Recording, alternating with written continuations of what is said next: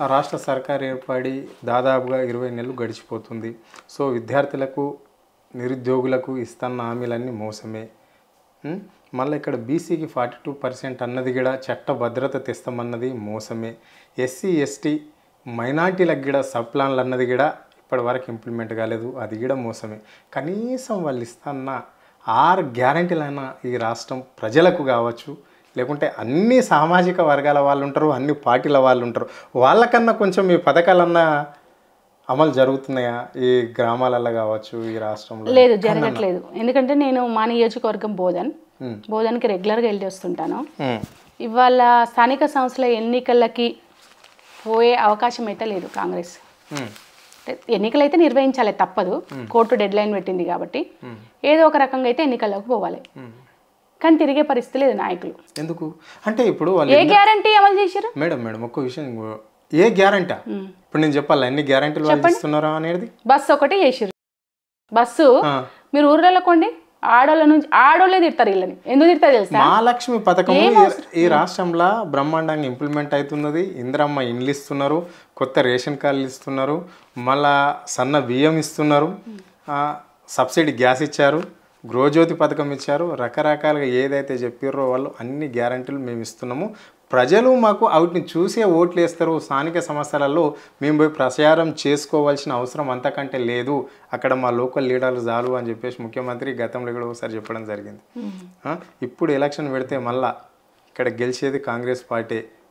Assembly ఎన్నికలైనా మేమే గెలుస్తాం, స్థానిక సంస్థలైనా మేమే గెలుస్తామని చెప్పేసి ఇక్కడ రేవంత్ రెడ్డి ధీమా వ్యక్తం చేస్తే, అక్కడ బీజేపీ రాష్ట్ర అధ్యక్షుడు కూడా ఇక్కడ బీఆర్ఎస్ కాంగ్రెస్ పని అయిపోయింది. ఈ రాష్ట్రంలో స్థానిక సంస్థలలో అత్యధికంగా గెలిచేది బీజేపీ పార్టీ అని చెప్పేసి ఆయన ధీమా వ్యక్తం చేస్తున్నాడు. అంటే ఈ రెండు పార్టీలను ప్రజలు చూసిర్రు. ఇప్పుడు అసెంబ్లీ ఎన్నికలలో కూడా వచ్చేది ఇక్కడ ముఖ్యమంత్రి పీఠాన్ని కైవాసం చేసుకునేది బీజేపీ వైపే జనాలు చూస్తున్నారని ఆయన అంటున్నాడు. మరి ఎట్లా చూడాలి వీటిని? మేము ప్రజలు ఏమనుకోవాలి ఈ అంశాల మీద? నేనేమంటున్నా అంటే, కాంగ్రెస్ వాళ్ళని ఒకళ్ళని పిలవండి, నేను ఉంటాను, రైట్, మీరు ఉండండి, ఏదో ఒక గ్రామాన్ని మీరు ఎంపిక చేయండి, లేదా బీజేపీలను కూడా పిలవండి, ఏదో ఒక గ్రామంలోకి వెళ్దాం.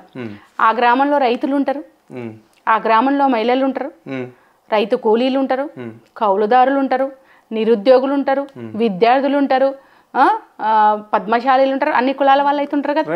అందరినీ కలుద్దాం. కలిస్తే మనకు కూడా ఒక పిక్చర్ వస్తుంది. అప్పుడు సమాధానం చెప్దాం. ఏ వర్గాల వాళ్ళు కూడా హ్యాపీగా లేరు, ఏ వర్గాల వాళ్ళు కూడా హ్యాపీగా లేరు కాంగ్రెస్ వల్ల. నువ్వు ఏ విషయాన్నైనా తీసుకో, నిరుద్యోగం మీద అంటే జాబ్ క్యాలెండర్ని విడుదల చేయాలి, అదే విధంగా నోటిఫికేషన్లు వేయాలని చెప్పేసి కొట్లాడుతున్నది ఎవరు? నిరుద్యోగులు కదా. ఈ రాష్ట్రంలో మీరు 60,000 ఉద్యోగాలు ఇచ్చింది సరిపోయింది సార్, ఇప్పుడు మాకు ఉద్యోగాలు లేదు అని చెప్పేసి ధర్నాలు కూడా చేస్తున్నారు అని చెప్పేసి కూడా ఆయన చెప్తున్నాడుగా. ఇంతకన్నా సిగ్గుమాలిన మాటలు ఇంకొకటి ఉండవు. అరే మీరు చూడాలి మేడం, మీరు నేను చూసినా కాబట్టే మాట్లాడుతున్నా. చెప్పవలసిన అవసరం లేదు. ఇంతకన్నా సిగ్గుమాలిన మాటలు లేవు. మరి ప్రతి టీవీ ఛానల్లో పాల్గొంటున్న నిరుద్యోగులు ఎవరు? సరే ఓకే అనుకుందాము, ఉస్మాన్ యూనివర్సిటీకి అంత పెద్ద కంచేసుకొని ఎందుకు పోయినావు? మరి ఇప్పుడు స్వాగతం వాళ్ళే పలికేటోళ్ళు కదా. రైట్, ఉద్యోగాలు వద్దనే వాళ్ళే స్వాగతం పలికే వాళ్ళు కదా.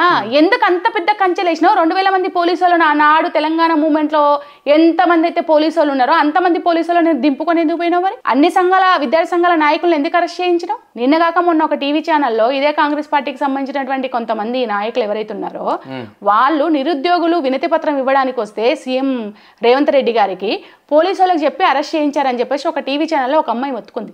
ఇట్లుంటారా విద్యార్థి నాయకులు, ఇంత నీచంగా ఉంటారా అని చెప్పేసి మాట్లాడింది ఒక నిరుద్యోగి. దీనికేం సమాధానం చెప్తాడు ముఖ్యమంత్రి? దీనికేం సమాధానం చెప్తాడు? ఆయనే ప్రకటించారు, ఈసారి నేను వచ్చినప్పుడు, ఈసారి కాదు ఇప్పుడు నేను వచ్చినప్పుడు ఎవరు ఉండొద్దని ఎందుకు మాట్లాడలే పోయే కన్నా ముందు?